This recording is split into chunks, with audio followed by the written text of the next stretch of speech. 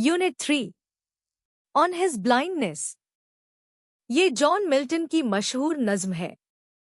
आज हम सोनेट का मतलब लाइन बाय लाइन समझेंगे। Can a blind man still serve God?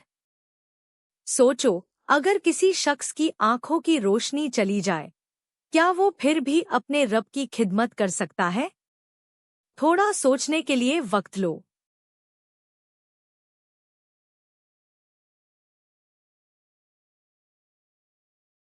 John Milton was a great English poet. John Milton अंग्रेजी ज़बान के बहुत बड़े शायर थे। In middle age he lost his sight completely. अधेड़ उम्र में उनकी आंखों की रोशनी बिल्कुल चली गई। He wrote this poem about that loss. यही नज्म उन्होंने इसी नुकसान के बारे में लिखी। A sonnet is a poem of 14 lines. Sonnet 14 lines की एक नज्म होती है। The first 8 lines are called the octave. पहली 8 लाइन्स को ऑक्टेव कहते हैं। The last 6 lines are called the sestet. आखिरी 6 लाइन्स को सेस्टेट कहते हैं। When I consider how my light is spent, शायर कहता है, जब मैं सोचता हूं कि मेरी आंखों की रोशनी खत्म हो चुकी है। अरे half my days in this dark world and wide. और ये उस वक्त हुआ जब मेरी आधी उम्र भी नहीं गुजरी थी, अंधेरे और फैले हुए जहां में। And that one talent which is dead to hide. और मेरा वो एक टैलेंट यानी शायरी का हुनर, जिसे छुपाना मौत के बराबर है। Lodged with me useless, though my soul more bent.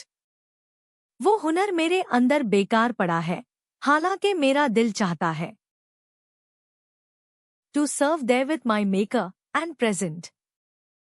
कि मैं उसी हुनर से अपने खालिक की खिदमत करूं और उसके सामने पेश करूं। My true account, lest he returning chide. अपना सच्चा हिसाब, कहीं ऐसा ना हो कि वो वापस आकर मुझे डांटे।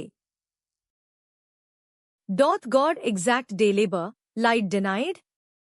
मैं पूछता हूँ, क्या खुदा दिन भर की मेहनत मांगता है, जब उसने रोशनी ही छीन ली हो?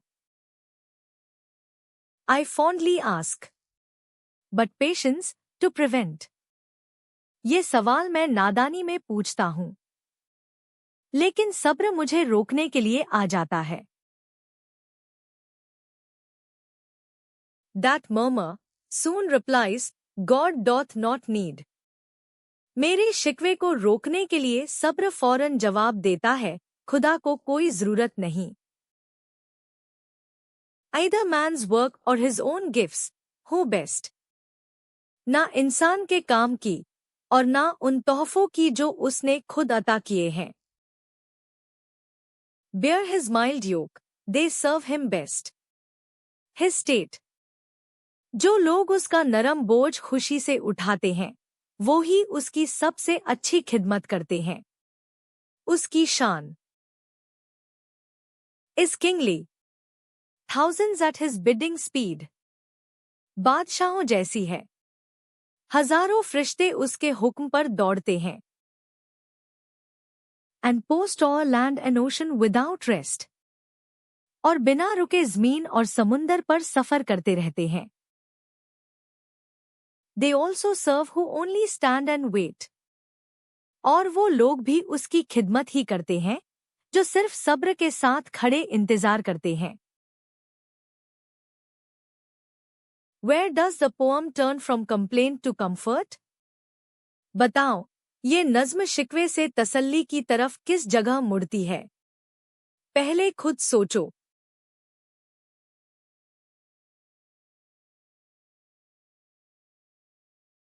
At line 8, with the words but patience. 8वीं लाइन पर उन लफ्जों से but patience. इसी मोड़ को वोल्टा कहते हैं। In the octave the poet complains about his blindness. Octave में शायर अपने अंधेपन का शिकवा करता है। In the sestet, patience answers that complaint. Sestet में सब्र उस शिकवे का जवाब देता है. God does not need our work. He needs a willing heart. खुदा को हमारे काम की जरूरत नहीं, उसे हमारा रजामंद दिल चाहिए. So waiting patiently is itself a kind of service. इसीलिए सब्र के साथ इंतजार करना खुद एक खिदमत है. अरे, नया लफ्ज एर. इसको तोड़ते हैं एर. जोर ए पर है. E R E. लफ्ज को साउंड के हिस्सों में तोड़कर स्पेलिंग याद करना सबसे आसान तरीका है. अरे बिफोर.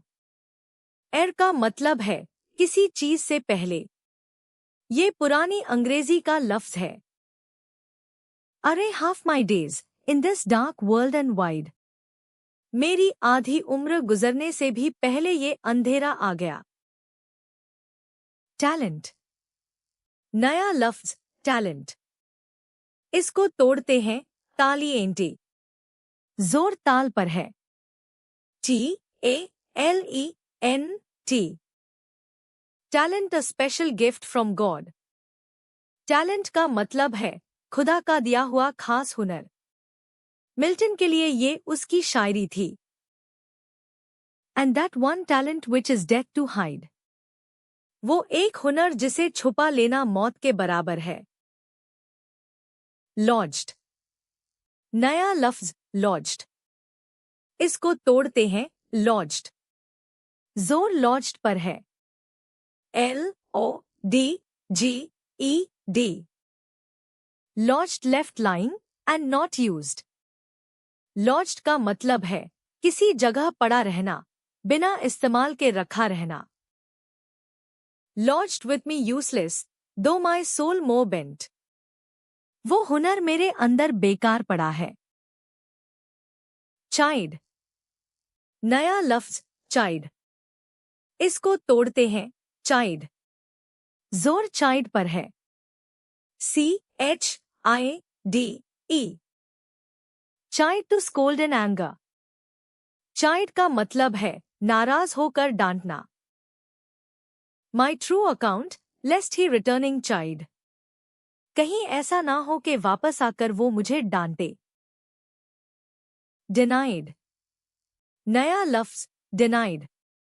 इसको तोड़ते हैं दे. जोर नाइड पर है. DENIED. डिनाइड टेकन अवे और नॉट गिवन. डिनाइड का मतलब है जो चीज देकर वापस ले ली गई हो या दी ही ना गई हो. Dot God exact day labour light denied. क्या खुदा दिन भर की मेहनत मांगता है जब रोशनी ही छीन ली गई हो. मर्मर. नया लफ्ज murmur.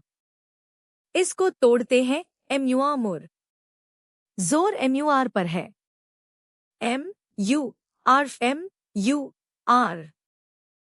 Murmur a complaint said under the breath. Murmur का मतलब है दबी हुई आवाज में शिकवा करना. That murmur soon replies God doth not need. उसी दबे हुए शिकवे को रोकने के लिए सब्र जवाब देता है. माइल्ड. नया लफ्ज माइल्ड. इसको तोड़ते हैं माइल्ड. जोर माइल्ड पर है. MILD. Mild gentle and not harsh. Mild का मतलब है नरम, हल्का, जो सख्त ना हो. Bear his mild yoke they serve him best. His state. जो उसका नरम बोझ खुशी से उठाते हैं वो ही बेहतरीन खिदमत करते हैं. स्टैंड. नया लफ्ज स्टैंड. इसको तोड़ते हैं स्टैंड. जोर स्टैंड पर है. STAND. Stand to stay ready for an order.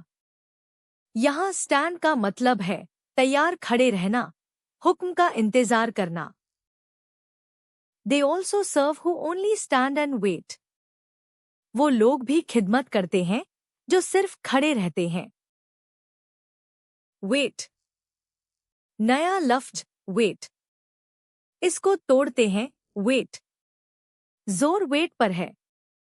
WAIT।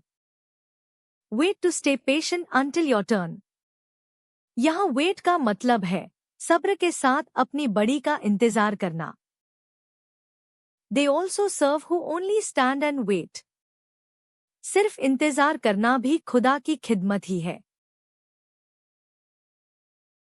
Milton lost his site in middle as. अधेड़ उम्र में मिल्टन की आंखों की रोशनी चली गई। He feared his great gift would now be wasted। उनको डर था कि अब उनका बड़ा हुनर जाया हो जाएगा। Patience told him God wants obedience, not labor।